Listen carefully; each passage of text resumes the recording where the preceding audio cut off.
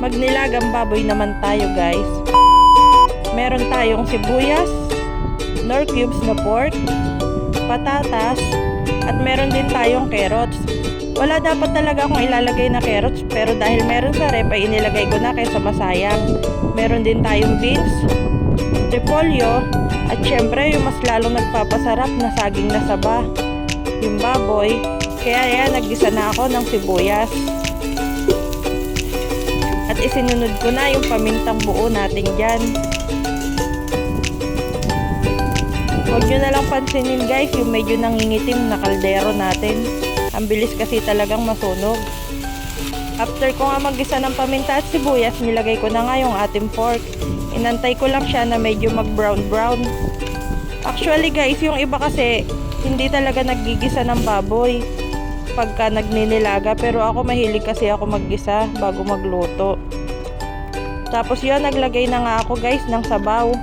Depende sa inyo guys kung gaano karami yung sabaw na ilalagay nyo. Nagdagdag pa uli ako ng sabaw kasi mas masarap yung madami.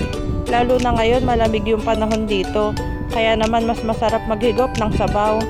At after nga nun ay pinakuluan ko siya ng mga 30 minutes. Mas masarap kasi pag labog na labog yung baboy natin. At inilagay ko na yung ating nor cubes. At hinalo-halo ko nga lang siya ng konti. After nyan guys, tinakpan ko na uli at pinakuluan ko uli siya ng mga 5 minutes pa. At pagkabukas ko nga ay ayun naman, talaga namang galit na yung ating kulong-kulong sabaw. Pagkatapos ay naglagay na nga ako ng carrots at saka patatas. Bali yan na lang yung aantayin natin na lumambot. Siguro mga 15 minutes ko uli siya papakuluan. Kaya naman tinakpan ko na ulit at pinakuluan ko uli ng mga 15 minutes.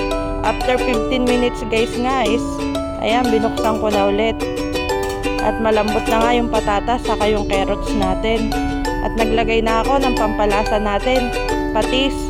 Mahilig ako maglagay ng patis, bihira kasi ako maglagay ng asin. Kaya patis yung ginagamit ko. Naglagay na rin ako dyan ng magic sarap para naman mas lalong sumarap yung luto natin. At syempre, nilagay ko na rin yung saging na saba. Buti na lang may nabilhan ako ng saging na saba. Bihira kasi dito yung saging na saba. Buti na lang meron ngayong araw. Kaya bumili ako. Sakto sa nilaga. Naglagay na rin ako ng beans. Pakuluan lang natin siya ng mga 5 minutes guys. Dahil saglit lang naman maluto yung saging saka yung beans. At ayan nga, after 5 minutes is kulong-kulo na naman siya. Hinalo-halo ko lang ng konti at inilagay ko na yung ating repolyo.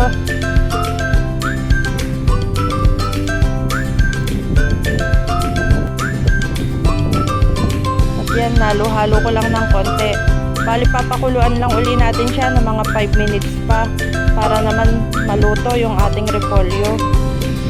After 5 minutes guys, is ayan, pwede na yung niluto nating nilaga. Ang sarap na niyan.